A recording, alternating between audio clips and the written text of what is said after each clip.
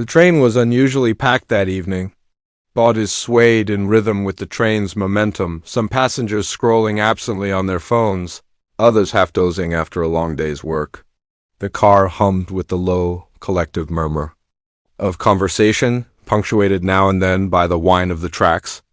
Amid the everyday motion of the commute, something darker threaded its way through the crowd, something people noticed, but chose to pretend they didn't see. Leela, a 24-year-old graphic designer, had managed to find a small space near the rear corner of the train.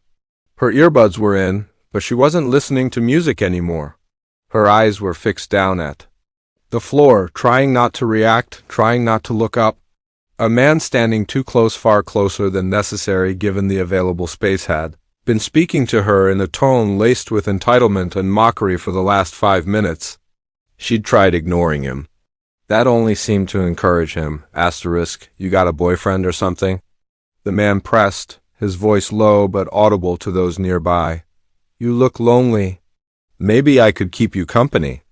Layla gave no response. Her face was set in stone, her shoulders were tense. She gripped her bag tighter. The stranger leaned in slightly, pushing the limits of her personal space. Don't be rude now, he said, chuckling. A guy gives you a compliment, you say thank you. Isn't that how it works? Again, silence. The train jolted, slightly, causing people to shuffle. She used the motion to subtly shift away from him, but he adjusted too, keeping pace like a predator toying with prey. He wasn't yelling. He wasn't touching her. But his words dripped with a subtle menace, the kind of harassment that walks just along the legal line, aggressive, persistent, and humiliating, around them. People noticed. That was clear. A few glanced in their direction, eyebrows drawn. But they quickly looked away again, back to their phones or out the windows. A pair of teenage boys at the far end of the car whispered to each other and smirked. A middle-aged woman clutched her purse tighter and visibly turned her back to the scene. Everyone was aware. No one wanted to get involved. Layla could feel it. The isolation was suffocating. There was something terrifying about being surrounded by people and still feeling so completely alone. She thought about moving to another car but was afraid he'd follow her or, worse, retaliate. She didn't want to escalate the situation. She just wanted it to end. Her hands trembled, though she tried to appear indifferent. This wasn't the first time something like this had happened, but it was the first time it felt this openly hostile. Come on. Girl, say something, the man insisted. His voice was louder now. You think you're too good to talk to someone like me?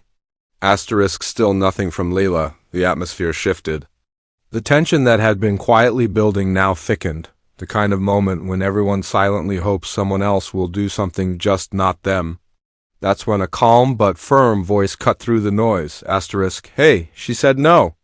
The words weren't shouted, they weren't dramatic, but they carried weight. Everyone's heads turned toward the speaker. A man in his early 30s stood a few feet away, holding the hand of a little girl, maybe 6 or 7 years old. He wore a plain t-shirt, his expression neutral but alert. The little girl clutched a half-empty juice box and blinked up at her father, sensing something important was happening. The harasser scoffed, then laughed. What, you her boyfriend?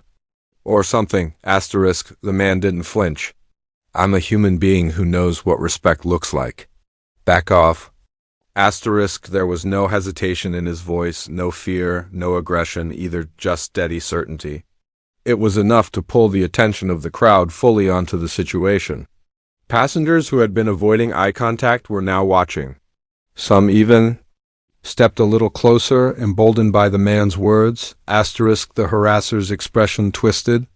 Man, why don't you mind your own business? This is my business, the father replied. Because I'm raising a daughter, and I want her to know what kind of man she should expect to see in the world and what kind she should walk away from. The man's words were simple, but they rang out clearly. The train had fallen nearly silent. Even the low hum of conversation had stopped. The predator's confidence cracked slightly as he looked around and realized he was now being observed, really observed. He was no longer hiding behind social silence.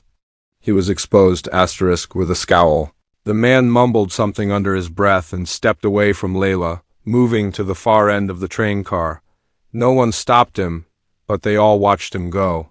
The atmosphere remained heavy for a few beats. The collective release of tension, slow and tentative. The father turned to Layla. "Are you okay?" She nodded, still unable to find her voice. Her eyes were glossy, but she gave him a grateful look. He didn't ask anything more, didn't press, just offered a small nod of reassurance before kneeling to check on his daughter. The girl looked up at him with admiration, the kind of quiet awe that children save for the people they truly look up to. A woman nearby offered Layla her seat. Another man checked to make sure she was all right. It was as though the father's intervention had broken a spell, like people had suddenly remembered they were capable of standing up for each other. The discomfort that had gripped the car now gave way to something warmer, something more human. The rest of the train ride passed quietly. The harasser didn't speak again. He exited 2 stops later, throwing a last glare over his shoulder. But no one gave him the satisfaction of shrinking back. The father remained calm throughout, exchanging no further words with the man, only holding his daughter's hand as if nothing more needed to be said. When Leela finally got off at her stop, she turned back and caught a glimpse of the man and his daughter through the train window. He didn't look like a hero. There was nothing flashy about him. He was just a father, tired maybe, taking his daughter home.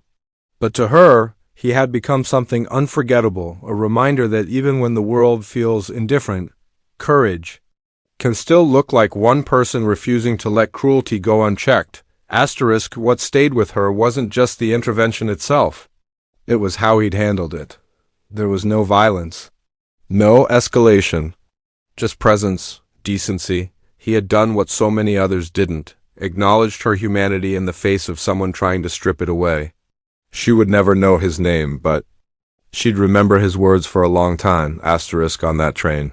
In the midst of fear and apathy, someone decided that silence wasn't good enough. And that simple act of speaking up changed everything. The man who stepped in that evening was named Daniel, a 34-year-old single father who had been raising his daughter Zoe on his own since she was 3. That night, he and Zoe were on their usual train ride home after visiting her grandparents. She clutched a small backpack filled with crayons and picture books, her small hand wrapped around his as they boarded the train. For Daniel, these commutes were routine. He'd grown used to the late-day rush, the weariness on passengers' faces, and the unspoken rules of public transport: don't stare, don't speak too loudly, don't get involved.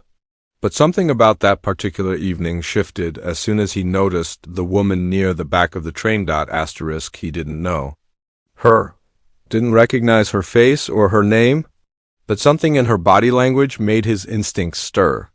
Her shoulders were hunched slightly forward, her head down, her arms pulled tightly around herself. She wasn't wearing headphones the way many commuters did. They were in her ears, but her music wasn't playing. Her eyes kept darting sideways, tense and alert. And right beside her was a man leaning too close, his expression casual but his proximity uncomfortable. Daniel could hear fragments of the man's voice, laughing, teasing, pushing.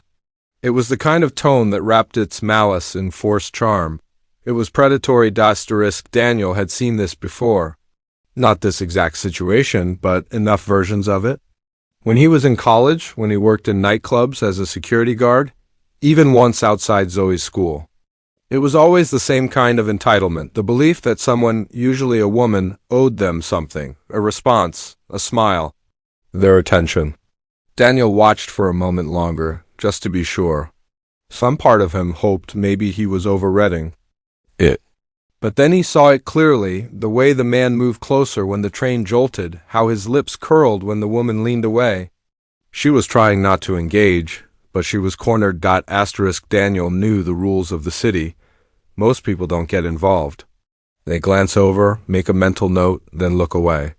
It's easier that way, safer. No one wants to start a confrontation, especially in a confined space like a subway car.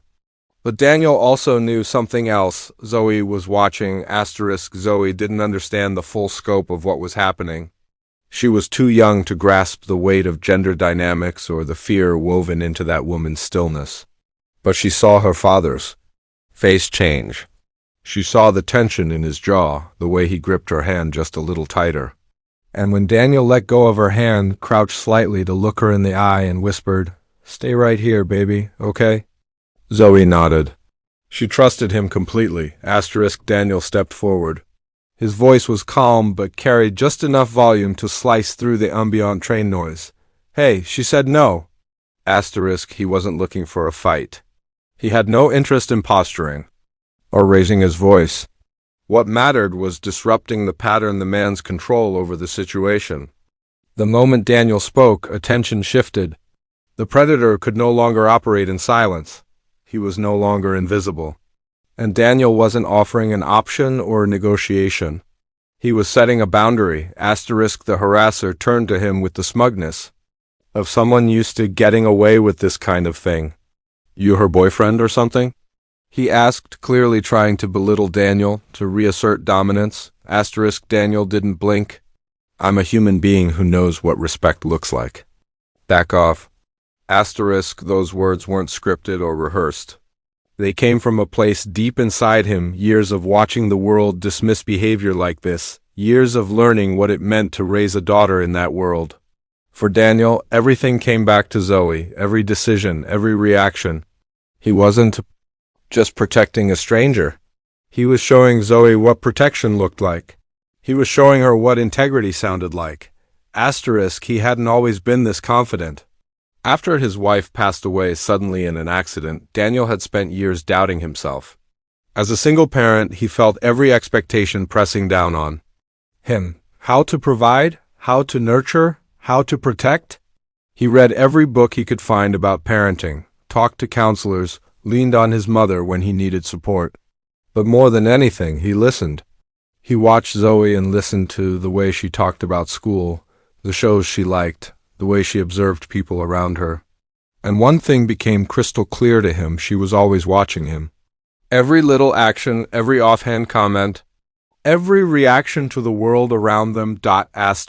So that moment on the train wasn't just about one man harassing a woman. It was about the world Zoe would inherit.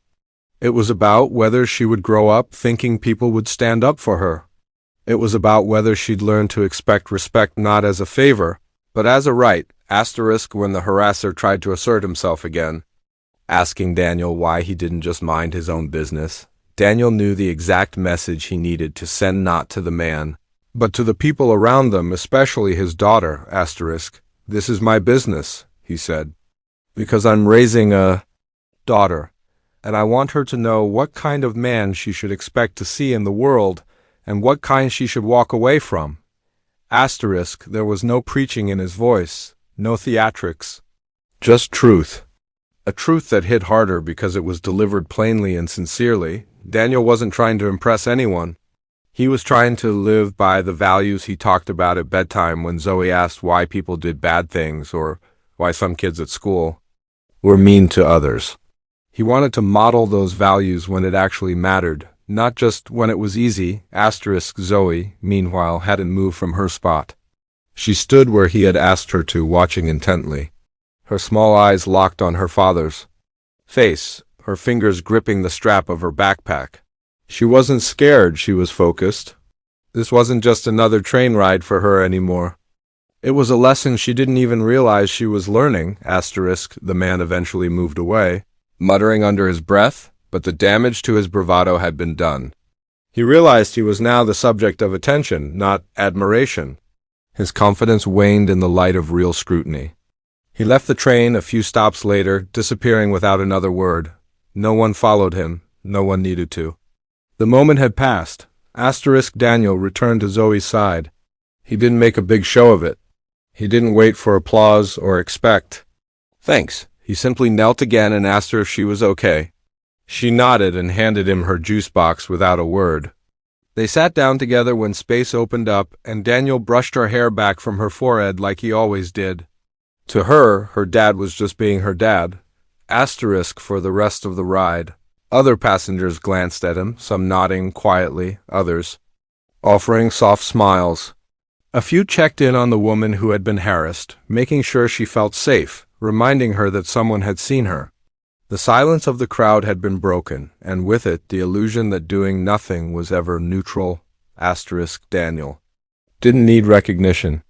What he cared about was that Zoe had seen it, that she'd seen him take a stand without violence, that she'd witnessed the value of courage mixed with compassion. It mattered to him that she didn't just learn rules about kindness from books, but from what her father did when someone else was vulnerable. Over the years, Daniel had come to understand something about being a single father. It wasn't about playing both roles. It wasn't about being perfect. It was about showing up with consistency, being present, saying the hard things, doing the harder things, and sometimes standing up on a crowded train because staying silent would mean compromising everything he wanted his daughter to believe about the world.